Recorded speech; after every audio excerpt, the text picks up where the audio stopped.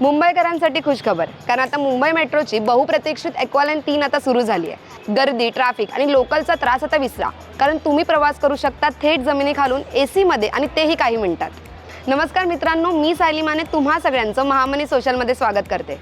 आज आपण मुंबई मेट्रोच्या एक्वालाईन 3 चा प्रवास अनुभवणार आहोत। हा प्रवास आपण आचार्य अत्रे चौक वरळीपासून RAJVLR पर्यंत करणार आहोत।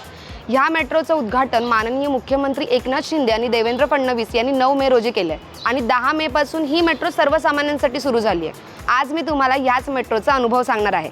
चला तर मग या प्रवासाला सुरुवात करू। मी माझा हा प्रवास दादरपासून सुरू करते। तर आपण आता दादरपासून आचार्य अत्रे चौक वरळीच्या मेट्रो स्टेशनपर्यंत टॅक्सीने जाणार आहोत। मी तुम्हाला या प्रवासाचा पूर्ण खर्च किती होणार आहे हे सांगणार आहे, त्यामुळे हा व्हिडिओ शेवटपर्यंत बघा।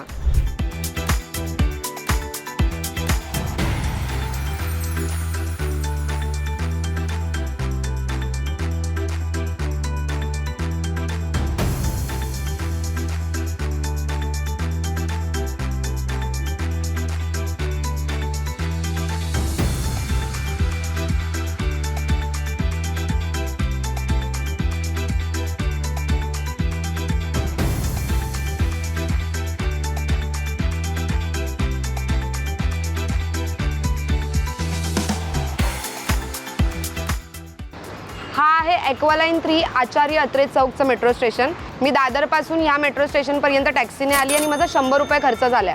चला तर आपण आता वरळीपासून म्हणजेच आचार्य अत्रे चौकपासून ते RAJVLR पर्यंत मेट्रोने जाऊया आणि बघूया की किती खर्च होतो।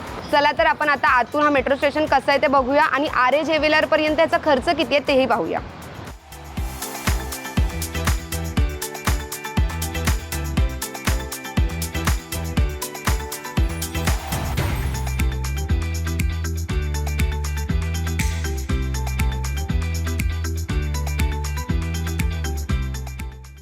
तुम्ही बघू शकता इथे किती शांतता आहे, पूर्ण ठिकाणी स्वच्छता आहे, काही गर्दी नाही आहे, कोणीही व्यक्ती नाही आहेत अजूनपर्यंत, कारण आत्ताच 10 मेला हे सुरू झालं आहे। 10 मे पासून सगळेजण इथे ट्रॅव्हल करतात।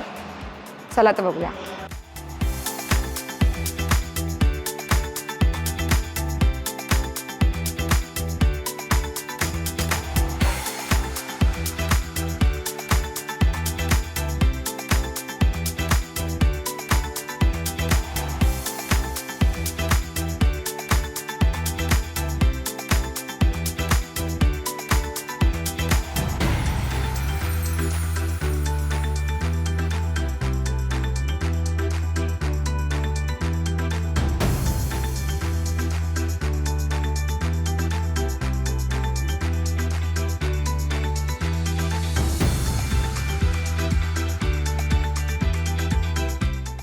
तुम्ही बघू शकता की मी आता मेट्रो स्टेशनच्या इथे आली आहे। मला तिकीट काउंटरजवळ शूट करायची परमिशन नाही दिली, तरी पण मला जेवढं जमेल तेवढा मी माझा अनुभव तुम्हाला सांगणार आहे।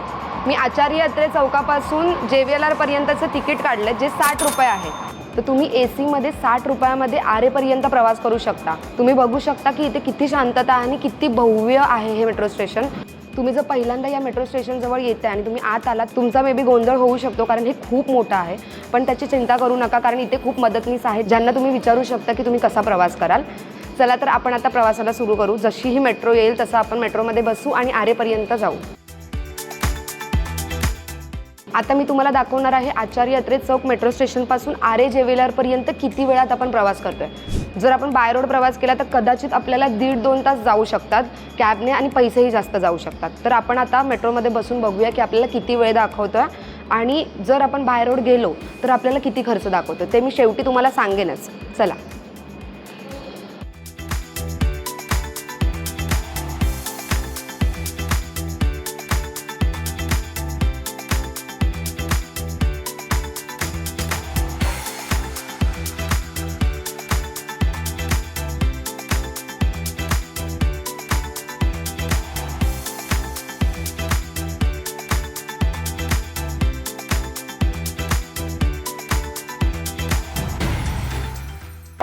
मी आता मेट्रोमध्ये आली आहे आणि आता 3:41 झाले। 3:40ला मी मेट्रोमध्ये बसली आहे। तर आता आपण बघूया RAJVLR पर्यंत किती वेळात आपण पोहोचतो।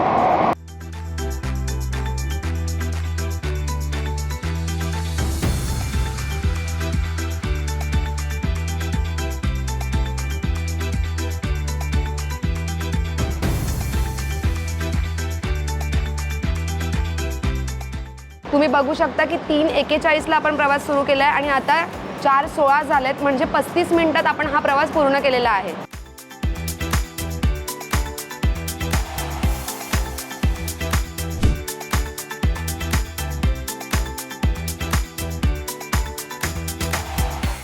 तुम्ही बघू शकता की 35 मिनिटामध्ये मी माझा प्रवास पूर्ण केला आहे. तुम्ही जर का वरळी किंवा आरे ज्वेलर इथे असाल तर तुम्ही कमी पैशामध्ये म्हणजे 60 रुपयांमध्ये तुम्ही हा प्रवास पूर्ण करू शकता, तेही कमी वेळात. 60 रुपयामध्ये तुम्हाला मिळतो एसीचा प्रवास, गर्दी आणि ट्रॅफिकपासून सुटका आणि तुमची वेळेची बचतसुद्धा होते. तर आता आपण तेही बघूया. जर आपण बाय रोड ट्रॅव्हल करतो तर आपण वरळी ते आरे JVLR पर्यंत आपले किती पैसे दाखवतात, चला तर बघूया.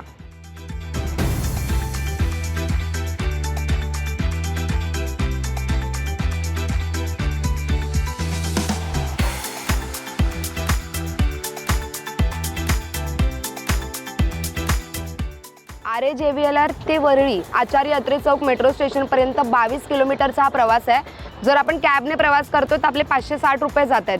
तेच जर आपण मेट्रोने प्रवास करतो तर आपले 60च रुपये जात आहेत. आपले 500 रुपये वाचू शकतात. त्यामुळे तुम्ही जर धावपळीत असाल आणि तुम्हालाही 1.5 तासाचा प्रवास 35 मिनिटात करायचा असेल तर तुम्हीही मेट्रो लाईनने प्रवास करू शकता. तुम्हाला माझा अनुभव कसा वाटला हे तुम्ही कमेंट सेक्शनमध्ये नक्कीच सांगा आणि तुम्ही कधी प्रवास करते हेही आम्हाला सांगा. हा व्हिडिओ आवडला असेल तर या व्हिडिओला लाईक करा, शेअर करा आणि महामनी सोशलला सबस्क्राईब करायला विसरू नका.